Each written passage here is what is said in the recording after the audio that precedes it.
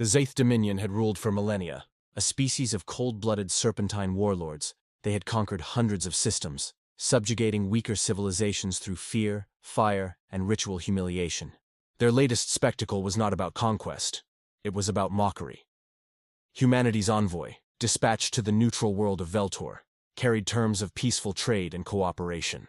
The Terran Union had made its reputation as builders, explorers, and patient diplomats. The galaxy saw them as latecomers, naive, fragile, harmless. The Zaith Chancellor made sure everyone knew it. Before the gathered Council of Species, he dragged the Terran envoy onto the dais, chains rattling across marble floors. "This," the Chancellor hissed, "is what comes of vermin who presume equality." With deliberate cruelty, he ordered the human executed live on interstellar broadcast. The final words of Earth's envoy were not pleas for mercy, nor cries of pain. They were quiet, firm, and calm. "You'll regret this." The blade fell, and the council chamber erupted in laughter. The mockery of empires, the galaxy feasted on the spectacle. Holoscreens replayed the execution on loop, spread like carnival entertainment. Commentators mocked Earth's frail ships, its toy fleets, its so-called ideals of restraint. "Humans are fit for trade, not war," laughed the Valak Consortium. On Zaith homeworlds, parades were held. Children wore chains in mock imitation of the Terran envoy. The Chancellor boasted that Earth would bow as countless others had, and across the stars, whispers echoed, "Earth will do nothing. They can't." The galaxy had mistaken patience for weakness. They had mistaken silence for surrender. They were wrong. The silence before the storm. For weeks after the envoy's death, humanity said nothing. No condemnations, no fleets dispatched, no retaliation. The council chambers waited for the Terran response and received none. The galaxy grew bold, repeating the Zaith insult, laughing at humans over drinks and broadcasts. But far from the eyes of alien intelligence networks, Earth stirred.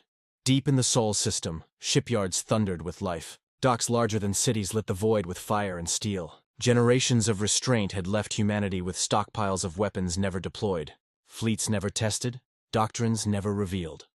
When the first mobilization orders spread across Earth, Mars and Titan, every soldier, every pilot, every admiral knew. Patience had ended. Across encrypted channels, one message spread. Operation Black Dawn authorized. The galaxy thought humans had no teeth. What they didn't understand, what they couldn't imagine, was that humanity had written entire libraries of war, not to boast, but to remember. Every invasion endured, every genocide survived, every massacre catalogued. Humanity had been forged in retaliation, tempered in retribution, and now they would remind the stars, the shattering of illusions. The first sign came quietly. On the Zeeth colony world of Yitrash, skies darkened as hundreds of ships emerged from void ripples. Not the fragile corvettes or slow freighters the galaxy thought Earth possessed, but dreadnoughts, hulking leviathans of steel whose hulls swallowed suns in shadow. They descended without warning. No diplomacy. No hesitation. Orbital bombardments fell like the wrath of gods. Cities evaporated into glass. Fortresses crumbled into ash. Survivors reported not the thunder of cannons, but the silence of inevitability. The quiet after a blade already pierced the heart. Every broadcast station on Yitrash captured only one thing. A human admiral's voice, cold and final. "The Terran Union acknowledges your declaration of war. Retaliation has begun." The flood of retribution.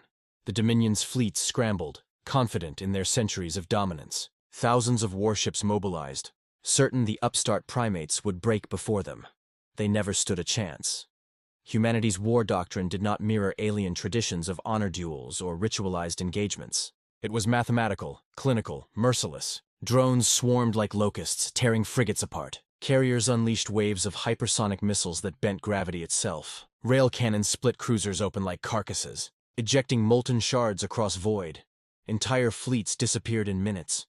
The galaxy watched in horror as the Zaith Dominion, an empire thought eternal, was gutted system by system. Human dreadnoughts blockaded hyperspace lanes, severing commerce, starving economies. Colonies were cut off, silenced, erased. The Council begged Earth to relent. The Terran Union sent no diplomats, no envoys, only coordinates, followed by fire. The collapse of arrogance, the Chancellor who once mocked Earth, broadcast his defiance across the stars.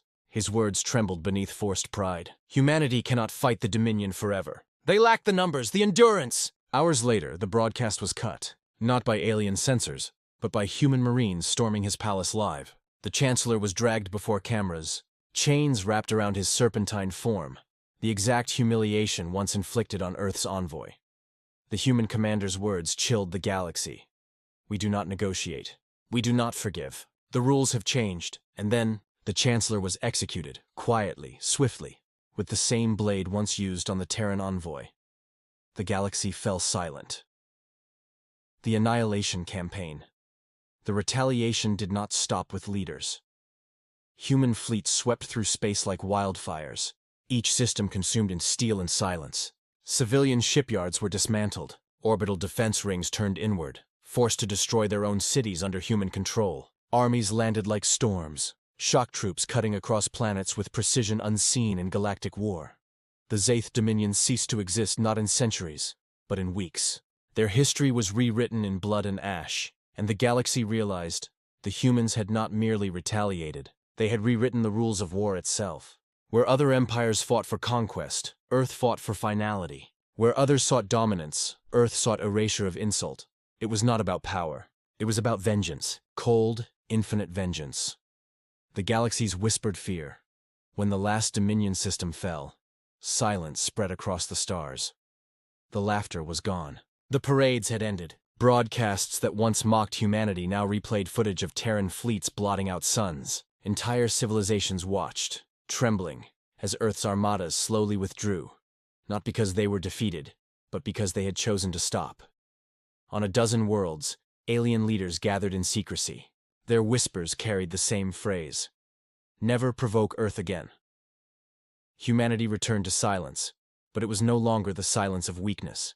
It was the silence of inevitability. Every admiral, every chancellor, every emperor knew patience might hold humanity still. But once broken, their retaliation would not stop until the stars themselves remembered.